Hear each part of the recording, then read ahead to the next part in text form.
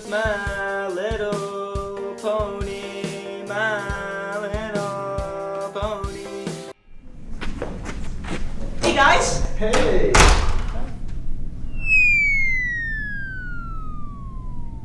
What a jerk. Clearly, there are not only guys here. I'm not sure if I should be offended or just correct him. But I don't want to be that girl. Super awkward. Oh, wow. Did I just say that? I hate it when I do that. Well, I can't say ladies, like, hello, folks? I would never say that. I could say each of their names, but ain't nobody got time for that.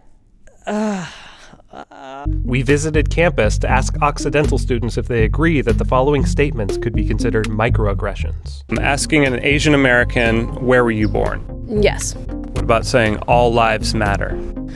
I think because the history behind Black Lives Matter, it's kind of like appropriating a statement that was created specifically to talk about Black lives being lost to police brutality, so that is. I believe the most qualified person should get the job. Qualifications aren't really the only thing you should consider when hiring someone. But if you're saying that the most qualified person is someone who is not a minority or not of a religion you believe in, then yes, that'd be a microaggression. Saying God bless you after somebody sneezes. Oh, that would be a microaggression because of different religions. Yeah, it could be a microaggression to someone who doesn't believe in God. What does a safe space mean to me? To me, what does a safe space mean to me? It means being able to have a space where you feel comfortable. It's a place that welcomes me, no matter where I come from or who I am. A place where I can feel vulnerable enough to share some personal experiences. Hey, what's up? How's it going? Hey. How are you? I'm okay. Yeah? Yeah. So I have a big break between 9 a.m. and 11 a.m. Yeah. So, what's new with you? Oh, shoot. What's wrong? I have a meeting in Hebron in 5 minutes. I totally forgot. Okay. I'm gonna head out, but I'll see you all later. Oh, okay. Well, thank you. Come again.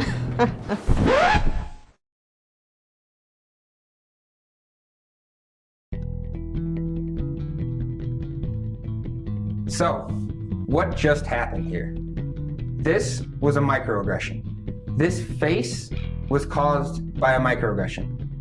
Now we're gonna break this down in 3 steps. Step 1, what exactly is a microaggression? Well, according to Dr. Gerald Wing Su, microaggressions are the everyday verbal, nonverbal insults, whether intentional or unintentional. They communicate negative messages to people based on marginalized group membership. Now step 2, what exactly made this a microaggression? Much of this is outside the level of consciousness. In this situation, the unconscious stereotyping was that of another culture's language. And step 3, what can we do to make it better?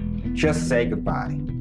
So, Rabia, just to get everybody on the same page here, can you explain what it is we're talking about when we talk about safe spaces? For one group who is marginalized, who is oppressed, to ask for one room on campus just to organize, just to have that as kind of a safe space away from any sort of oppression or trigger, I don't think that would be too much to ask for. We're teaching them to have a very thin skin.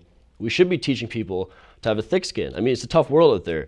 And to be productive members of society and to fight for a better world, we need to have a thick skin, and it's really regressive, I think, these policies are. So I guess, do you think that's a fair assessment? You know, do you think what Dan's saying is a fair assessment? Is there a way to combat that? So again, a lot of people come from very different walks of life and experience very, very different things, right? You can't expect somebody to have a thick skin because that's how society works, right? You can't expect that. There are people who emotionally can't, physically can't, they just can't do it. And to expect them because that's how society works, you should not be blaming that person for not being able to do that. Maybe it's another look on society. So you're saying they're immature, is what you're saying. They're too immature, is what you're saying. You cannot equate that to immaturity, though.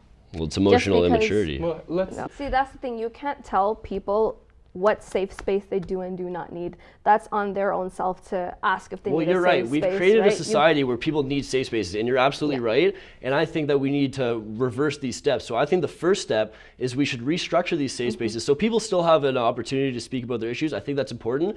I think we should restructure these safe spaces into student groups so the potential for abuse is removed. The potential for abuse of segregation is removed. We can't be segregating students with public funds. For abuse kind of, what are you the potential for abuse is at a safe space.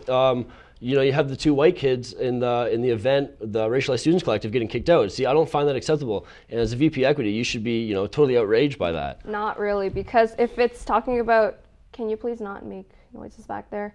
Anyway, so if you are talking about issues that racialized students face, right? If I am talking in a classroom, there's going to be white people, black people, everybody around, and they can listen, right? If I want to talk specific issues that racialized students face, I do not think that white people need to be in that space. Our society has its own safe space, which is kind of a common room in the Students' Union, where LGBT students, not necessarily just members, but any student who identifies as LGBT+, can go there if they feel like they need to. So a lot of people use a safe space just throughout the day. They might have a break from classes. They want to go and sort of hang out with other LGBT people, which is cool. Also, it's called a safe space. It's there for if people, unfortunately, you do experience homophobia and transphobia on campus. So that is a space where you can go and hopefully feel safe. Do you speak African?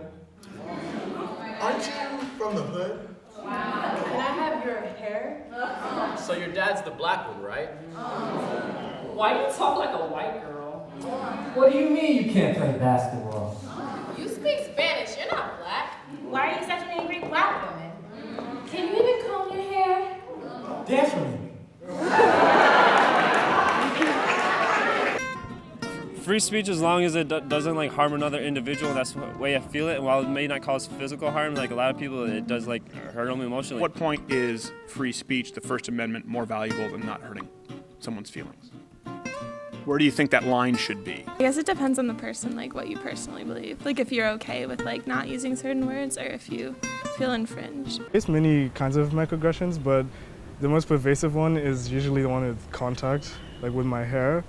I've been on the tube once, and someone actually touched my hair while asking, "Can I touch your hair?" Western University makes sure all its students are included by providing signs like this around campus. Places labeled as safe spaces let everyone passing by know they are entering a place where everyone is accepted and welcomed for their age, ethnicity, sexuality, gender, and other factors. Pride Western coordinator Jesse Randall says the university is doing well so far with providing safe spaces. We all have more to learn when it comes to safe spaces, but we're doing our absolute best and welcome people of all walks of life into that space. It was my little pony.